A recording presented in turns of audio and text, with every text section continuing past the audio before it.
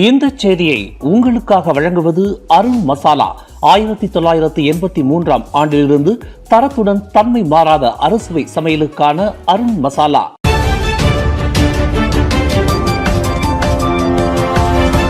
வணக்கம். திசைகளின் ஒரு மணி செய்திகள். மாணவர்களின் போராட்டத்திற்கு வெற்றி. அவுகு சட்டம் முழுமையாக ரத்து செய்வதாக அன்வார் அதிரடி அறிவிப்பு. பல்கலைக்கழக மாணவர்களுக்கு கூடுதல் சுதந்திரம் வழங்கும் வகையில் 1971 பல்கலைக்கழகங்கள் மற்றும் பல்கலைக்கழக கல்லூரிகள் சட்டமான அவுகு முழுமையாக ரத்து செய்யப்படும் என்று பிரதமர் டத்தோஸ்ரீ அன்வார் இப்ராஹிம் அறிவித்துள்ளார். மலாக்கா ஐர்குரோவில் உள்ள மலாக்கா அனைத்துலக வர்த்தக மையத்தில் நடைபெற்று வரும் PKR தேசிய மாநாட்டில் உரையாற்றிய போது பிரதமர் இந்த அறிவிப்பை வெளியிட்டார். அவுகு சட்டத்தில் ஏற்கனவே பல்வேறு திருத்தங்கள் மேற்கொள்ளப்பட்டு மாணவர் அமைப்புகளுக்கு அதிக சுதந்திரம் வழங்கப்பட்டிருந்தாலும் கூட சட்டத்தின் சில விதிமுறைகள் தொடர்பாக மாணவர்கள் தொடர்ந்து அதிருப்தி தெரிவித்து வருவதாக அன்வார் குறிப்பிட்டார். இதன் காரணமாக இந்த சட்டத்தை அரசாங்கம் முழுமையாக ரத்து செய்ய முடிவெடுத்துள்ளதாக அன்வார் அறிவித்துள்ளார். அவுகு சட்டம் கடந்த 2025 ஆண்டு திருத்தப்பட்ட பிறகு அந்த திருத்தத்தின் மூலம் மாணவர் அமைப்புகளுக்கு நிதி திரட்டுதல் உள்ளிட்ட பல்வேறு நடவடிக்கைகளில் அதிக சுதந்திரம் வழங்கப்பட்டது. இருப்பினும் அவுகு சட்டத்தை முழுமையாக ரத்து செய்யும் திட்டம் அரசாங்கத்திடம் இல்லை என்று உயர்கல்வி அமைச்சு முன்னதாக தெரிவித்திருந்தது. அமைச்சின் இந்த நிலைப்பாட்டுக்கு எதிர்ப்பு தெரிவித்து கடந்த பிப்ரவரி 9ஆம் தேதி 30க்கும் மேற்பட்ட மாணவர் அமைப்புகளைச் சேர்ந்த 40 மாணவர்கள் நாடாளுமன்றத்தை நோக்கி பேரணியாக சென்று அவுகு சட்டத்தை முழுமையாக ரத்து செய்ய வேண்டும் என்று கோரிக்கை விடுத்தனர். இதனிடையே ஜாசைகா இளைஞர் அணியும் அவுகு சட்டத்தை ரத்து செய்வதற்காக கடந்த 2019ஆம் ஆண்டு அமைக்கப்பட்ட குழுவை மீண்டும் செயல்படுத்த வேண்டும் என்று உயர்கல்வி அமைச்சை வலியுறுத்தியது. மேலும் கடந்த ஏப்ரல் மாதம் செக்ரட்டரியாட் மன்சோ அவுகு என்ற மாணவர் அமைப்பு அவுகு சட்டத்தை முழுமையாக ரத்து செய்ய கோரி நாடு தழுவிய பிரச்சாரத்தை தொடங்கியது. இந்நிலையில் மாணவர்களின் நீண்டகால கோரிக்கைக்கு பதிலளிக்கும் வகையில் அவுகு சட்டமே முழுமையாக ரத்து செய்யப்படும் என்று பிரதமர் அன்வார் அறிவித்திருப்பது நாட்டின் உயர்கல்வித்துறையில் முக்கிய மாற்றத்திற்கு வழிவகுக்கும் என எதிர்பார்க்கப்படுகிறது. தபோங் ஹஜி வாரியத்தில் பண மோசடியும் முறைகேடும் நடந்தது முற்றிலும் உண்மை. PKR தேசிய மாநாட்டில் உறுதிப்படுத்தினார் அன்வார். தபோங் ஹஜி யாத்ரீகர் வாரியம் தொடர்பான மேற்கொள்ளப்பட்ட அரச விசாரணை ஆணைய அறிக்கையில் அந்த நிறுவனத்தில் பண மோசடியும் முறைகேடான பணப்பறிப்பு இடம்பெற்றிருப்பது உறுதிப்படுத்தப்பட்டுள்ளதாக பிரதமர் டத்தோஸ்ரீ அன்வார் இப்ராஹிம் தெரிவித்துள்ளார்.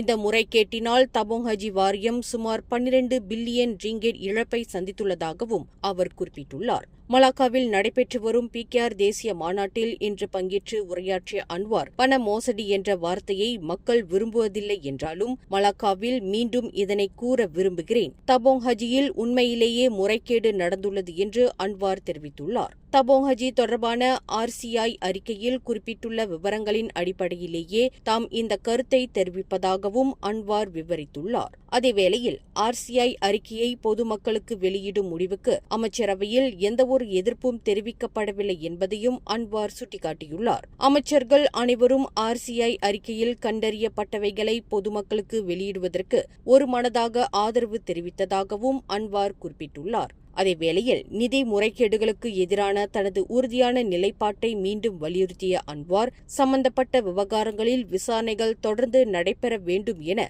அமைச்சரவை உறுப்பினர்கள் கேட்டுக் கொண்டதாக தெரிவித்துள்ளார். இந்நிலையில் முறைகேடு செய்யப்பட்ட நிதிக்கு பொறுப்பானவர்கள் என கண்டறியப்படும் நபர்கள் மீது உடனடியாக கடும் நடவடிக்கை எடுக்கப்படும் என்றும் இது தொடர்பாக போலீஸ் உள்ளிட்ட அமலாக்க அமைப்புகள் முறையான விசாரணைகளை தொடங்கும் என்றும் அன்வார் உறுதியளித்துள்ளார். அதேவேளையில் மாட்சிமை தங்கிய மாமன்னர் சுல்தான் இப்ராஹிம் அவர்களும் முறைகேடாக பயன்படுத்தப்பட்டதாக கூறப்படும் 12 பில்லியன் ரிங்கெட் நிதி விவகாரம் முழுமையாக வெளிக்கொணரப்பட்டு விசாரணை நடத்தப்பட வேண்டும் என உத்தரவிட்டுள்ளதாக அன்வார் தெரிவித்துள்ளார்.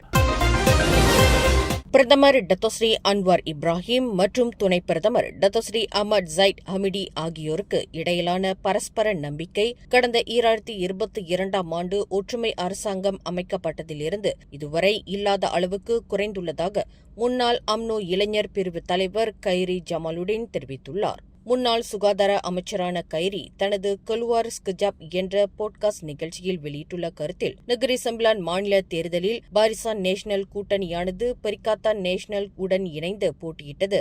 பாரிசான் மற்றும் பக்காத்தான் ஹரப்பான் இடையே மிகப்பெரிய பிளவை ஏற்படுத்தியிருப்பதாக குறிப்பிட்டுள்ளார்.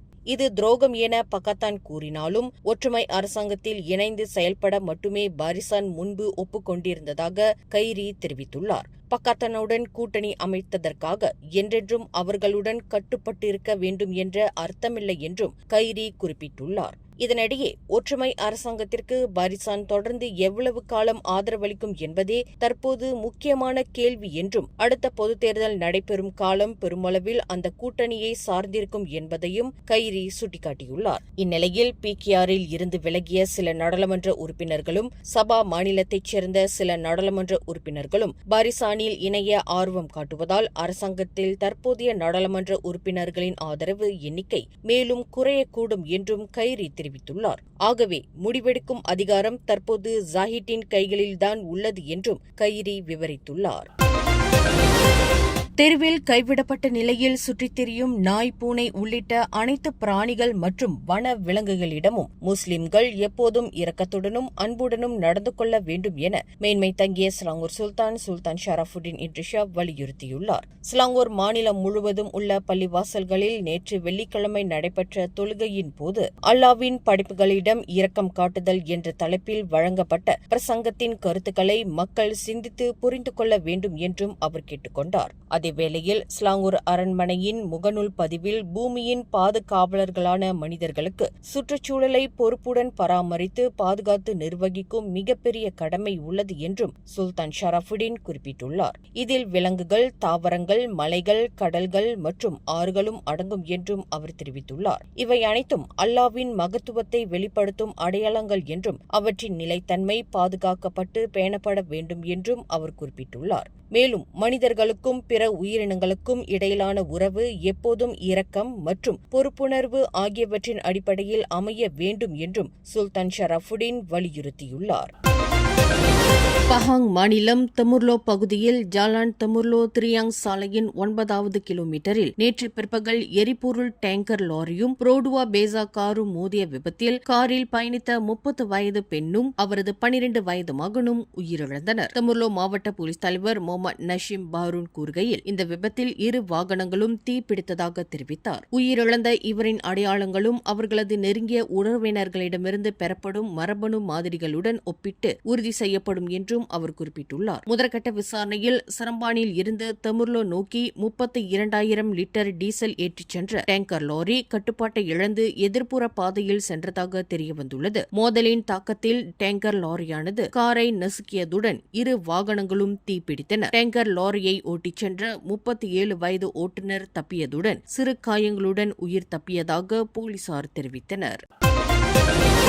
பஹாங் மாநிலம் ரொம்பேன் மொசாம் ஷா டேசா மாவார் பகுதியில் இன்று அதிகாலை வீடு ஒன்றில் ஏற்பட்ட தீ விபத்தில் ஒரே குடும்பத்தைச் சேர்ந்த 3 உயிரிழந்தனர். இன்று அதிகாலை 4:11 மணியளவில் அவசர அழைப்பு கிடைத்ததைத் தொடர்ந்து தீயணைப்பு மற்றும் மீட்புத் துறையினர் சம்பவ இடத்திற்கு விரைந்தனர். இந்த தீ விபத்தில் ஆடவர் ஒருவர், அவரது மனைவி மற்றும் அவர்களது மகன் ஆகிய 3 உயிரிழந்ததாக பஹாங் தீயணைப்பு மற்றும் மீட்புத் துறையின் செயல்பாட்டு பிரிவு உதவி இயக்குநர் சலாஹுடின் இசா தெரிவித்துள்ளார். மேலும் உயிரிழந்தவர்களின் மற்ற 2 பிள்ளைகள் உயிர் தப்பியுள்ளனர். அதேவேளையில் அந்த வீட்டிற்கு அருகில் இருந்த வீட்டிலும் தீப்பற்றி 70% தீயில் கருகியதாக கூறப்படுகின்றது.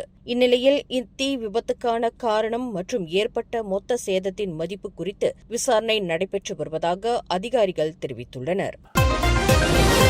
கோலக்கங்சாரில் டத்தாரன் லம்பா ஜெட்டி அருகே பையில் அடைக்கப்பட்ட நிலையில் அடையாளம் தெரியாத பெண்ணின் சடலம் மீட்கப்பட்டது. நேற்று வெள்ளிக்கிழமை மாலை சுமார் 4 மணியளவில் சடலத்தை கண்டுபிடித்த பொதுமக்கள் போலீசாருக்கு தகவல் தெரிவித்தனர். முதற்கட்ட விசாரணையில் உயிரிழந்தவர் 30 வயதுகளில் உள்ள பெண் என தெரியவந்துள்ளது.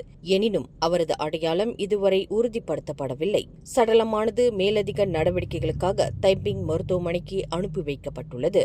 இச்சம்பவமானது குற்றவியல் சட்டம் பிரிவு 302 கீழ் கொலை வழக்காக விசாரிக்கப்பட்டு வருகின்றது. இந்த செய்தியை உங்களுக்காக வழங்கியது அருண் மசாலா. 1983 ஆண்டிலிருந்து தரத்துடன் தன்மை மாறாத அறுசுவை சமையலுக்கு அருண் மசாலா. மேலும் செய்திகளை தெரிந்து கொள்ள கீழே இருக்கும் பெல் பட்டனை அழுத்துங்கள். உங்கள் மகிழ்ச்சியை வெளிப்படுத்த லைக் மற்றும் ஷேர் செய்யுங்கள். தொடர்ந்து திசைகளோடு இணைந்திருக்க சப்ஸ்கிரைப் செய்யுங்கள்.